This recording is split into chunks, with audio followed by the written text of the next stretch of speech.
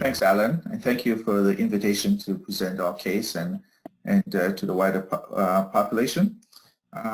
First of all, I'd like to introduce myself. My name is Chris James, and I'm Senior Manager at Precision Drilling, responsible for SAP Security and Basis, all development, SAP and non-SAP development, and BI Analytics. And that will be the focus of the conversation today, is our BI Analytics journey. I've been 5.5 years at PD. Prior to that, I worked at Weatherford, and I did 12 years implementing SAP globally in many countries. At Precision Drilling, what we're going to talk about today is Precision Drilling culture of courage, and just give you some backstory of where we came from and what decisions were made, and talk to you about our Project One hybrid model implementation that we did, our BI Analytics journey, our strategy around that, and then focusing on some of the gaps and where that comes into the APOS functionality for Publisher for Cloud. And we'll do a bit of a deep dive into that area.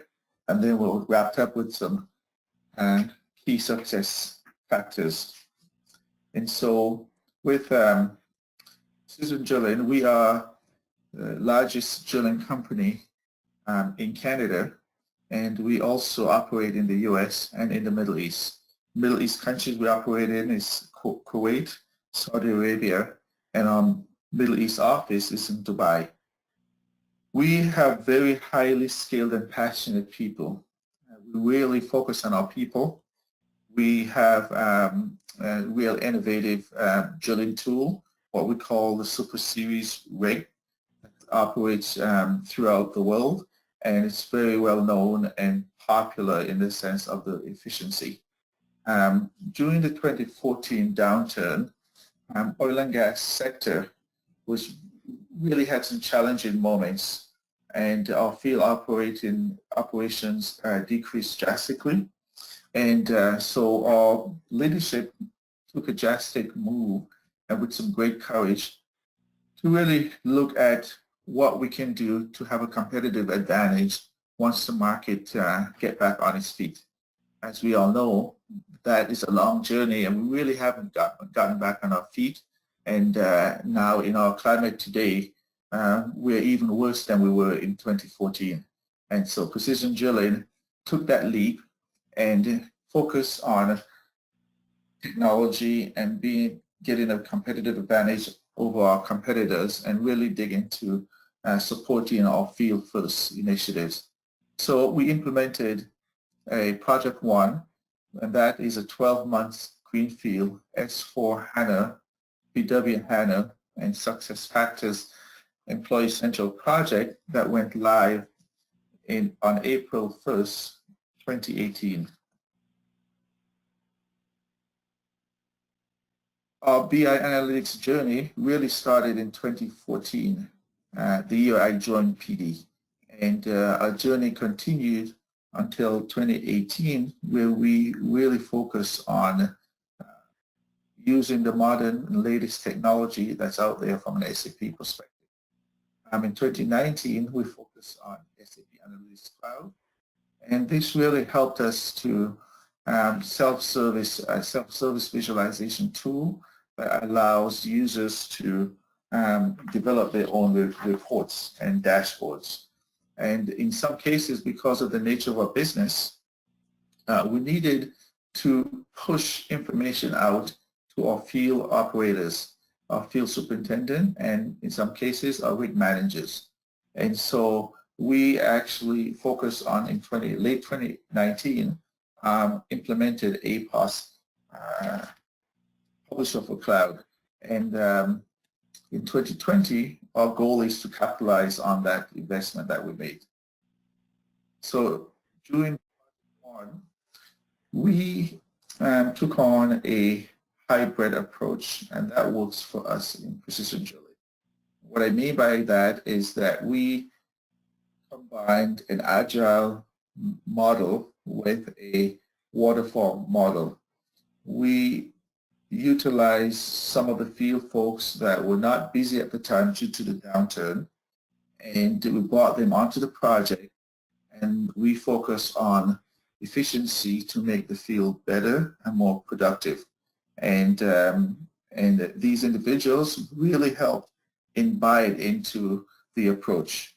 While we did our sprints on the Agile model, we also incorporate the waterfall model where we did data migration and BI analytics and strategy. We started out with the BI analytics by a number of workshops where we asked questions: who runs a particular report and what decisions are made from these particular reports? Keep in mind that PD, Precision Drilling, has been using SAP ECC for over 20 years. And over the years, we had hundreds and hundreds of reports. And so we wanted to make sure that we understand the value in some of these reports. And in some cases, individuals will leave the company and these reports are still being run, but they're not used. And so we really did a good job in really getting to understanding the value in some of these reports. And then we came to our BI strategy. And strategy really is very simple. Focus on go-live critical reports. That really helped us to focus our efforts where the value will the most. What does this mean? It means that we started with a zero baseline approach using standard delivered out-of-the-box content and leveraging that to fulfill the requirements, reporting requirements that we gathered from the workshops. In some cases, what we agreed upon with the business is that we'll use the 80-20 rule. And that means that if 80% of the requirements are met by the standard content, then we will not customize that requirements. We will use the standard report, and then after go live, we would look at adding the additional 20. Of course, the buy-in happened when we had the workshops, and we really went through each report as I discussed earlier. And finally, once we agreed upon the custom reports that were needed, then that in itself went through a rigorous process. And the process in that is really to approve and make sure that we understand the value of doing these custom reports.